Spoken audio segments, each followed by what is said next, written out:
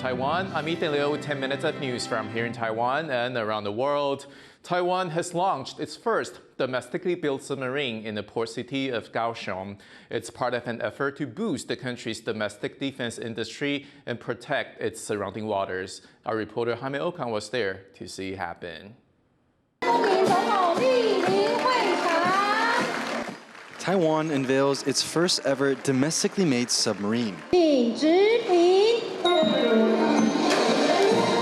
After 7 years of development, this comes as a milestone in Taiwan's self-defense capabilities and was celebrated by ceremonially launching the new vessel.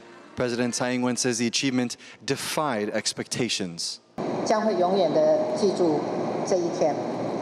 过去潜舰国造被认为是不可能的任务，但今天由国人自己设计打造的潜舰，就在大家的眼前，我们做到了。 The Indigenous Defense Submarine, or IDS program, has been in the works since 2016. Before, Taiwan had tried to purchase submarines from the U.S., but with little success. Other countries also feared sparking a reaction from China if they sold a sub directly to Taiwan.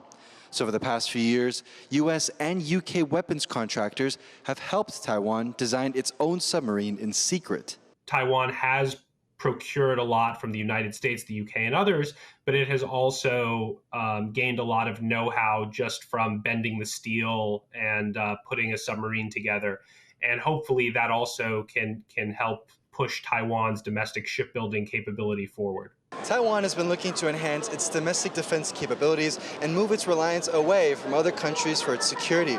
This submarine is the first of a fleet of 8 that will monitor and defend against Chinese military activity, which recently saw record highs. Earlier this month, China sent a record 20 naval ships around Taiwan in one day. And Beijing has conducted exercises simulating a naval blockade of the country's main island. It's military activity like this which prompted Taiwan to start developing its own subs. The head of the submarine program says that these vessels will be used to prevent China's access to waters outside the so-called First Island chain and keep China from encircling the country. The submarines would operate in deeper waters towards the east and boost the ability to break a blockade by China, which has the world's largest navy.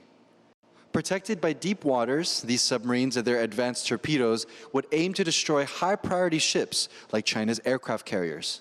I mean, there is no doubt that having submarines secretly operating in and around those waters, that is going to make China second and third guess its planning. Taiwan has a relatively small defense budget, so these submarines are a huge investment. The first submarine costs over $1.5 billion US, and the entire program is worth up to $16 billion.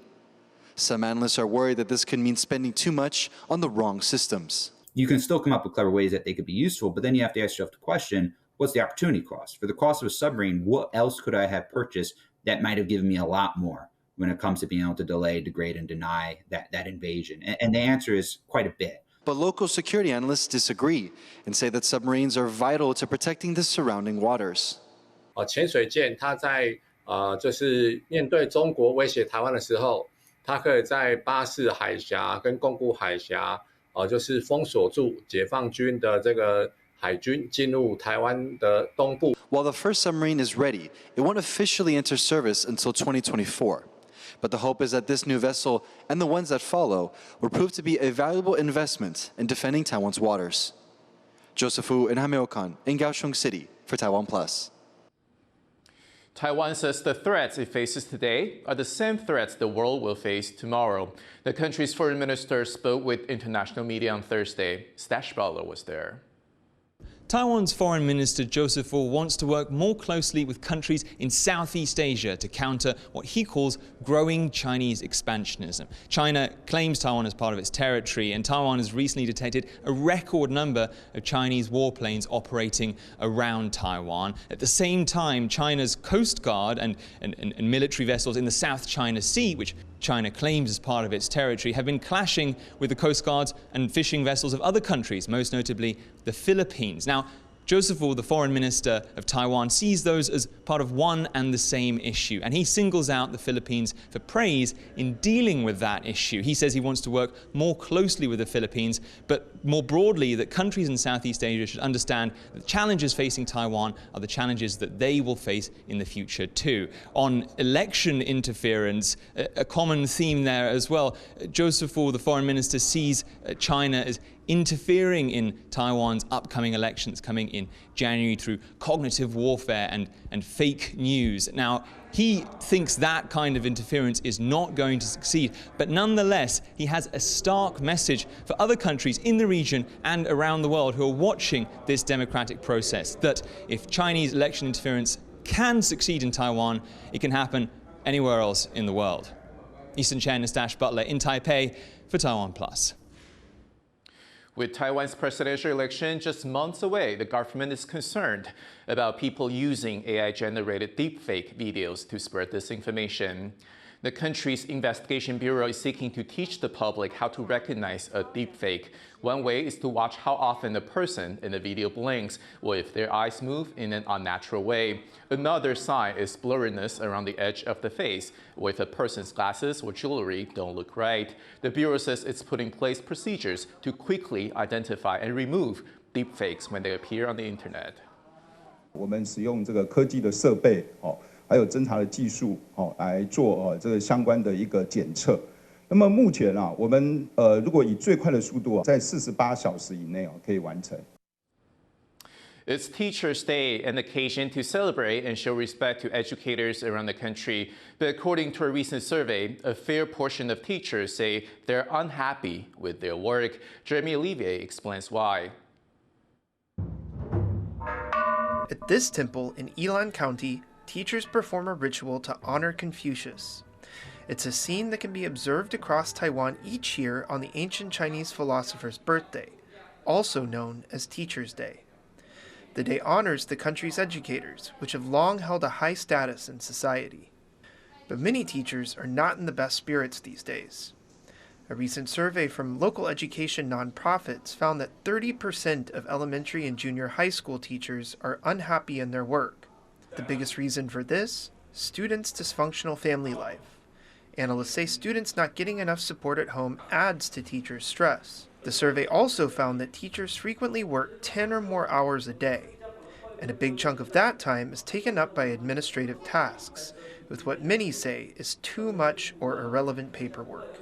我们常常在学校遇到明明属于国小端的公文，却发给所有的国中，或者是专属于国中学生的活动，或者是高中学生的活动，却又发给了所有的国小。The government says it will work on addressing some of the teachers' concerns. 持续来去留意跟注意，那尽量去减少现场行政老师的一些负担。Local students are often given a heavy workload and spend more time in the classroom than many of their Western peers. A growing number say they experience academic stress. But this survey shows teachers are also feeling the pressure of too many demands on their time and energy. They're now looking to the government to ease their burden and help them do the job they were hired for. Chris Ma and Jeremy Olivier for TaiwanPlus. Taiwan has bagged 2 more gold medals at the Asian Games in Hangzhou, China. Pommel horse prince Li Zhikai lived up to his billing, taking gold in his strongest event with 15.5 points. Li is the first gymnast from Taiwan to win an Olympic medal. Taiwan's second gold of the day was in Go, an ancient Chinese strategy board game, where Su Haohong beat Ke Jie of China. Thank you for watching today's What's Up Taiwan. Remember to download the TaiwanPlus app for more stories from Taiwan and around the world. Finally, we leave you with images from the first stone skipping championship in Belgium. I'm Ethan. Take care, and I'll see you next time.